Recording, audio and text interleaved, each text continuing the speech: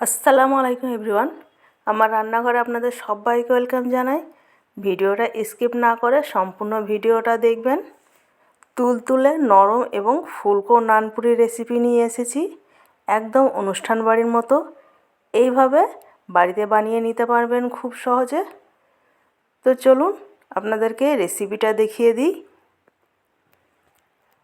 তো এখানে আমি নিয়েছি 1 কিলো ময়দা।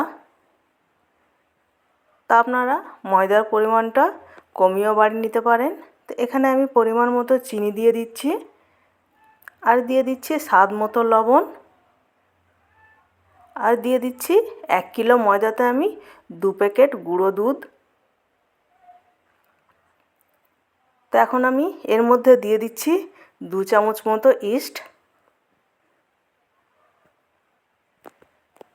তো সব উপকরণগুলো আমি শুকনো অবস্থায় ভালো মতো আমি মাখিয়ে নিচ্ছি হাত দিয়ে।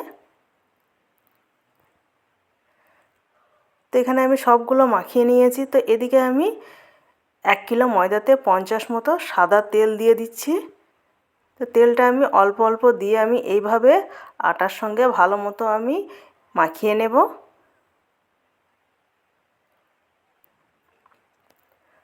তো এখানে আমি জল গরম করে নিয়েছি।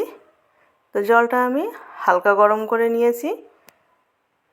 তো এখন জল দিয়ে আমি আটাটাকে মেখে নিচ্ছি। তো জলটা আমি অল্প অল্প দিয়ে মেখে নেব, একবারে আমি ব্যবহার করব না। তো এখানে আমি আটাটাকে এইভাবে জল দিয়ে মেখে নিচ্ছি। তো এখানে আটাটা আমি মেখে নিয়েছি এবং আটাটা হাতে এরকম লেগে আছে। তো এখন আর আমি জল ব্যবহার করব না। তো এখানে আমি সাদা তেল দিয়ে আটাটাকে এখন ভালো মতো ময়ান দিয়ে নেব।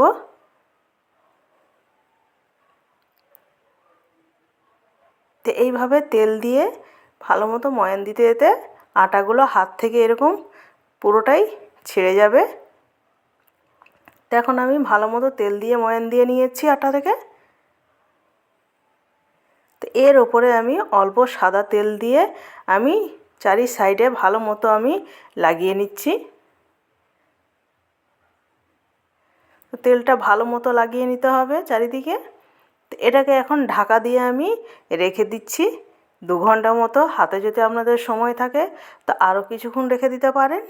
তো এখানে আটাটা খুব সুন্দর ফুলে গিয়েছে, আর ভিতরটা খুব সুন্দর এরকম জালির মতো হয়ে গিয়েছে। তো এটাকে আমি হাত দিয়ে চারি সাইডে হাওয়াটাকে বের করে নিয়ে আমি এখন ছোট ছোট বলের আকারে কেটে নিচ্ছি।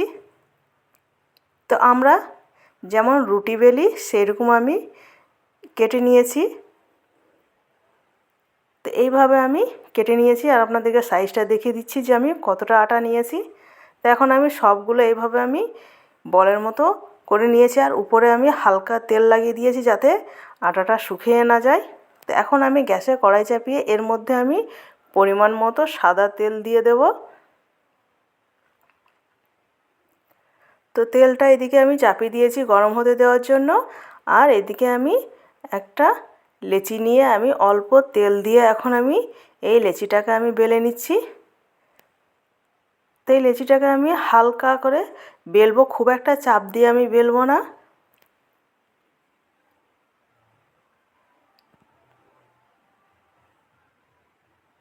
তো এখানে আমার লেচিটা বেলা হয়ে গিয়েছে এবং এর থিকটা আমি এইরকম রেখেছি।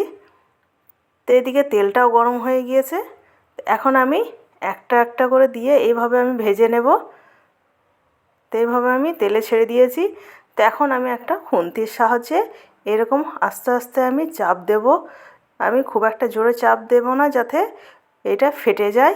তো এইভাবে হালকা করে চাপ দিয়ে আমি নানপুরিটা ভালো মতো ফুলে গিয়েছে এবং আমি এটাকে ভেজে নিয়ে একটা সাইডে রেখে দিচ্ছি।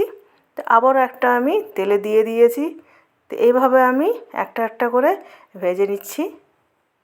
তো সব নানপুরিগুলো এইরকম খুব সুন্দরভাবে ফুলে উঠবে। আমি যেভাবে আটাটা মাখিয়েছি এইভাবে একবার বানিয়ে দেখবেন, দেখবে সব নানপুরিগুলোই এইভাবে ফুলে উঠবে। তো এখন আমি সবগুলো এইভাবে আমি ভেজে নেব। আমার রান্না যদি আপনাদের ভালো লেগে থাকে তো লাইক, কমেন্ট, শেয়ার এবং সাবস্ক্রাইব করে দিবেন। আর যদি ফেসবুক থেকে দেখে থাকেন তো প্লিজ ফলো করে দিবেন। তো আমি একটা প্লেটে আপনাদেরকে উঠিয়ে দেখিয়ে দিচ্ছি। আর নানপুরিটা কতটা নরম এবং কতটা সফট হয়েছে দেখলেই বুঝতে পারছেন। তো এইভাবে একবার বাড়ির সবাইকে বানিয়ে খাওয়াবেন। আর কেমন হয়েছে অবশ্যই আমাকে কমেন্ট বক্সে কমেন্ট করে